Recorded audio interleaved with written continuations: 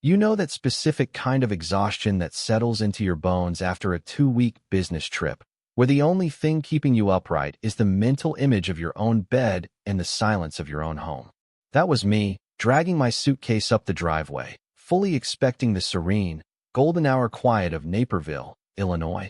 But instead, I turned the corner of my house and walked straight into a scene that looked less like my backyard and more like a hostile corporate takeover.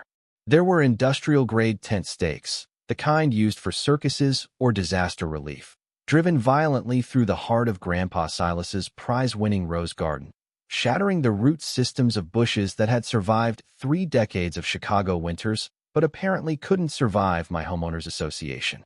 The air was thick, not with the scent of my blooming jasmine, but with the choking, acrid diesel fumes of 3 massive generator trucks parked on my freshly seeded lawn, their tires churning the mud into a brown slurry, while a catering crew buzzed around treating me, the guy whose name is on the deed, like I was a confused vagrant wandering onto a private set.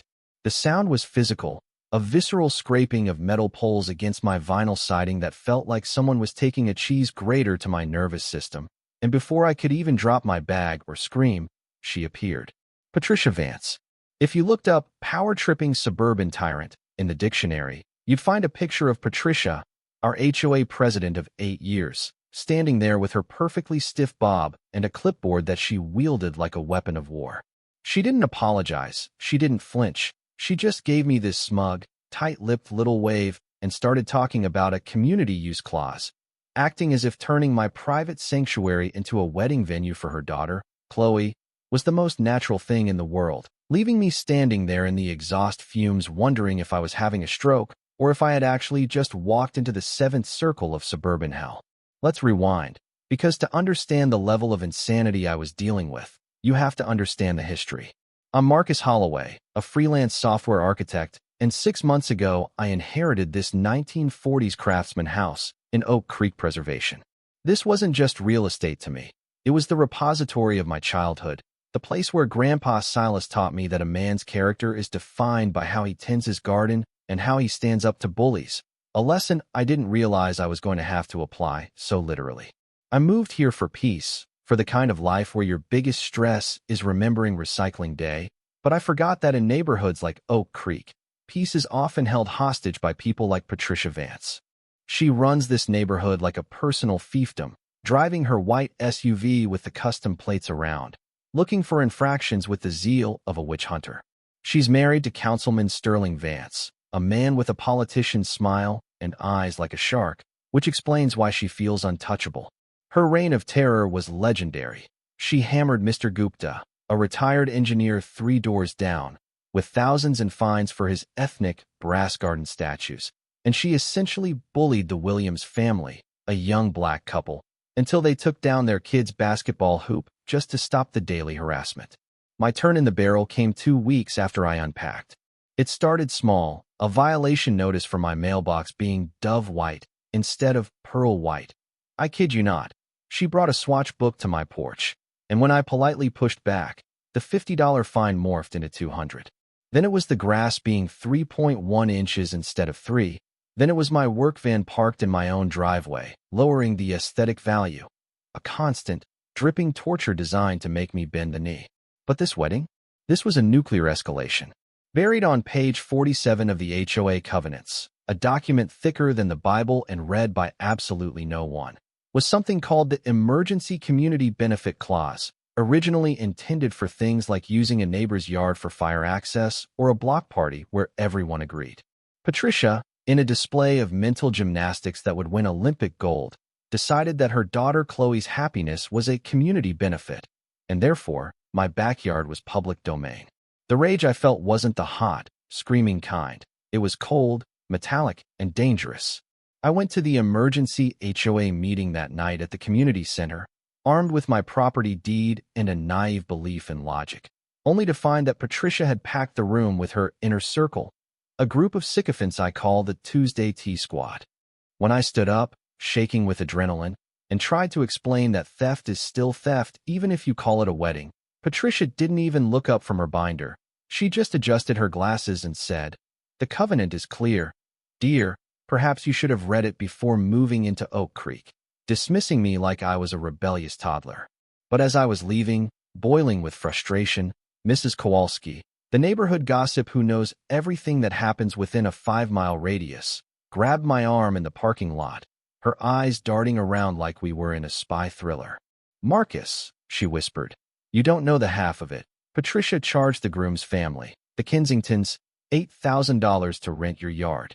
$8,000.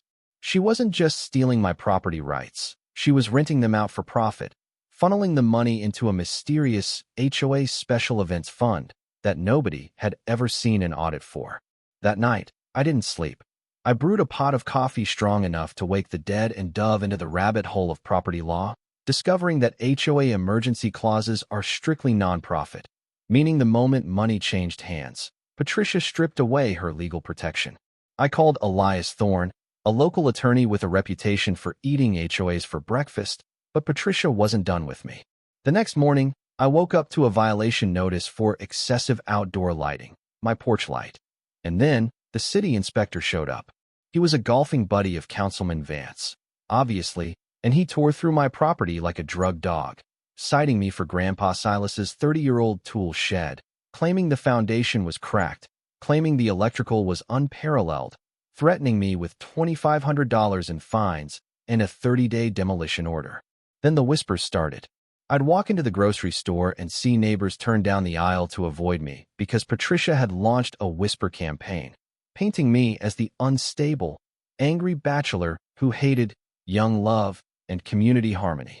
Standing there in the cereal aisle, holding a box of cornflakes and feeling the weight of an entire community's judgment pressing down on me, I realized this wasn't about a wedding anymore. It was an eviction notice. She wanted me broken, or she wanted me gone. But she made one critical mistake. She assumed I was just some tech guy who would roll over to avoid conflict. She didn't know I had spent the last 48 hours doing a deep dive title search on my property, digging through county records from 1987, and what I found was a bombshell so big it was going to leave a crater where her reputation used to be. I discovered that due to a drainage easement running through the back of my lot, my property, Grandpa Silas's house, was never legally incorporated into the Oak Creek Preservation HOA. I wasn't in the HOA. I never was. I was technically an independent sovereign nation in the middle of her empire, which meant every fine, every threat, and every rule she had ever tried to enforce on me wasn't just annoying, it was legally void. When I showed the documents to Elias, he let out this low, terrifying laugh and said, "Patricia Vance is about to have a very, very bad week." The realization that I held the ultimate get-out-of-jail-free card was intoxicating, but Elias warned me to play it cool, to let Patricia dig her hole so deep she'd never climb out. But when she realized her grip was slipping, she didn't back down. She went feral. When Elias filed the initial challenge, demanding the financial records for the Special Events Fund, Patricia retaliated with a level of pettiness that bordered on psychotic. She tried to have the post office stop delivering my mail, claiming the residence was vacant, which is a federal crime, by the way. She organized a neighborhood watch patrol that consisted of her friends sitting in lawn chairs across from my driveway, logging my visitors, trying to intimidate me like I was running a cartel out of my home office. She even called my biggest client, a logistics firm in Chicago, and anonymously suggested that I was undergoing a mental health crisis and couldn't be trusted with their database. I spent an hour on the phone doing damage control, my hand shaking with rage. But her cruelty backfired. The more unhinged she became, the more the other victims came out of the woodwork. Mr. Gupta found me at the mailbox, handing me a stack of violation notices that proved a pattern of racial discrimination.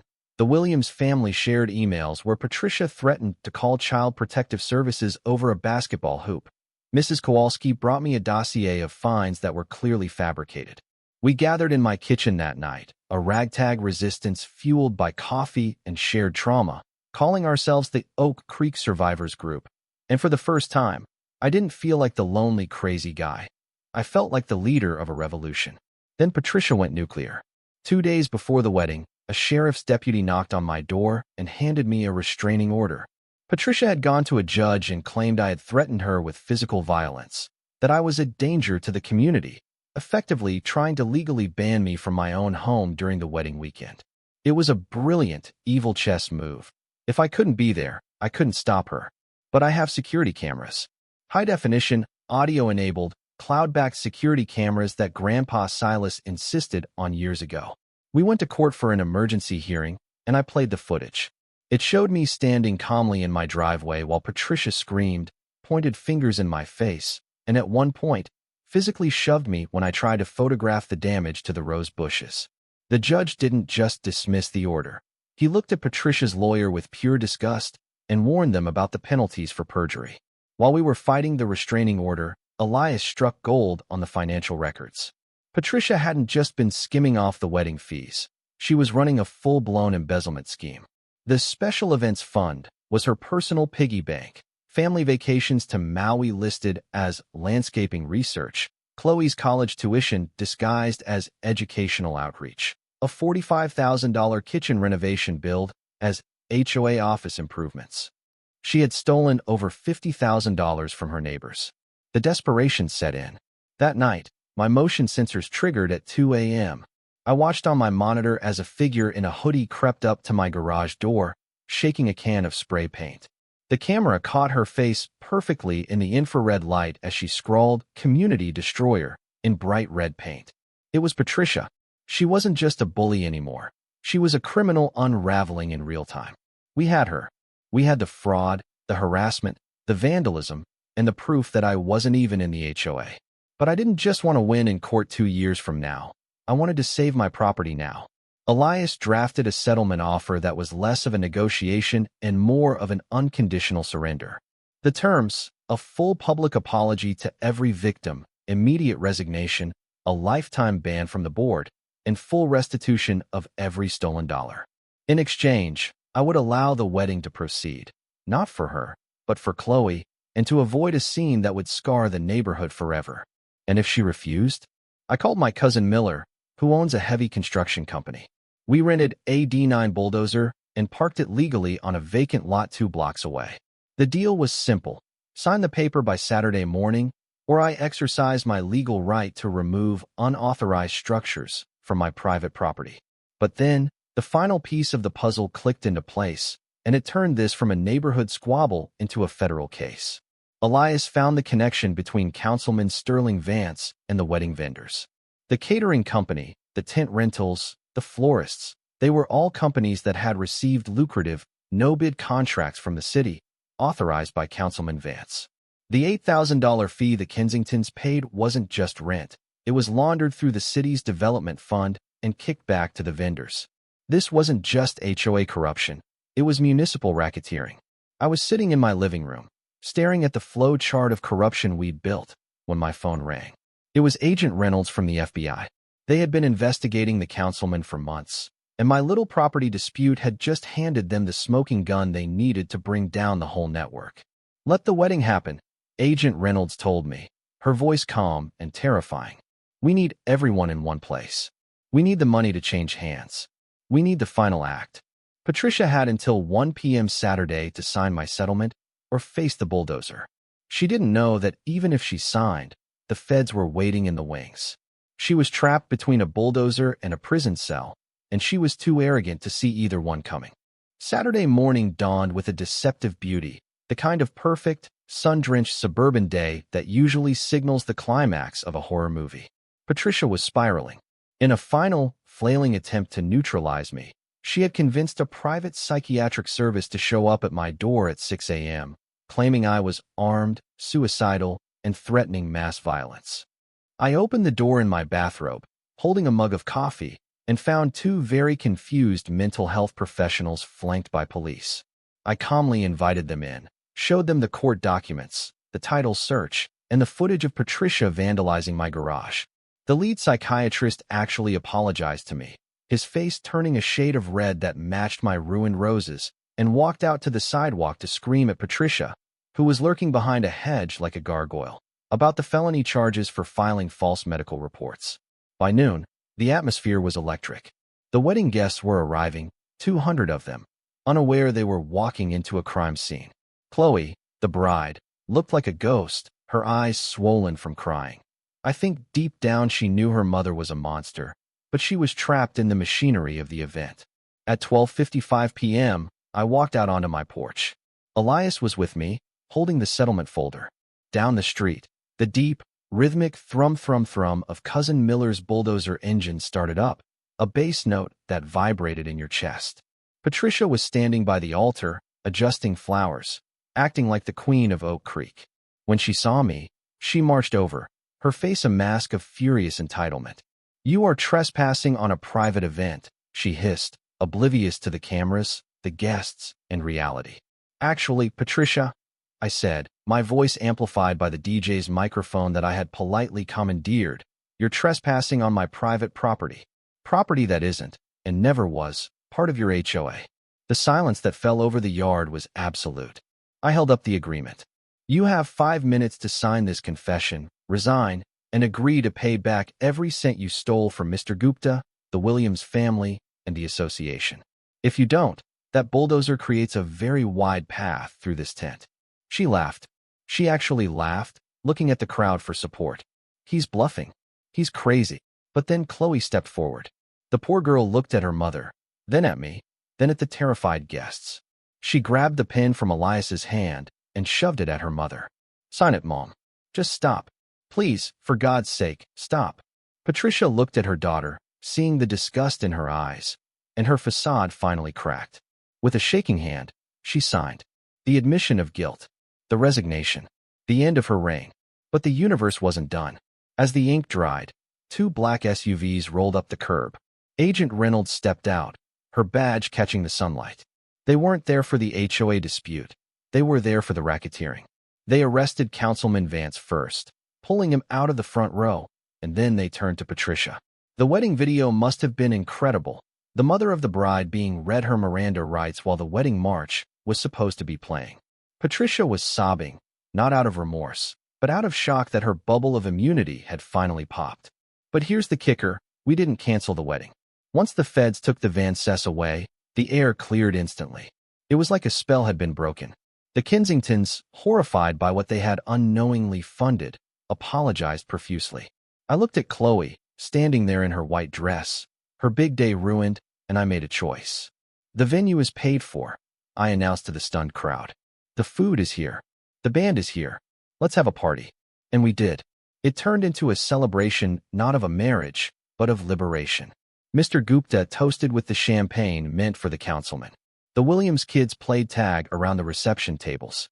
It was the first time the community had actually felt like a community in a decade. In the months that followed, Oak Creek transformed. Mr. Gupta was elected the new HOA president on a platform of "Leave People Alone," and his first act was to rewrite the bylaws to strip the board of its authoritarian powers. We used the restitution money recovered from Patricia's seized assets to build a real community garden on a plot of land I voluntarily donated, on my own terms, named in honor of Grandpa Silas. Patricia and Sterling Vance are currently serving federal sentences for fraud and racketeering. Chloe is doing okay. She distanced herself from her parents and is slowly rebuilding her life. And me? I still live in the house. The roses are growing back. The silence has returned. But it leaves you wondering, doesn't it? We like to think justice is this automatic thing, that the system protects us. But if I hadn't had the money for a lawyer, the skills to do a title search, and the sheer stubbornness to rent a bulldozer, Patricia would still be in charge. She'd still be finding Mr. Gupta.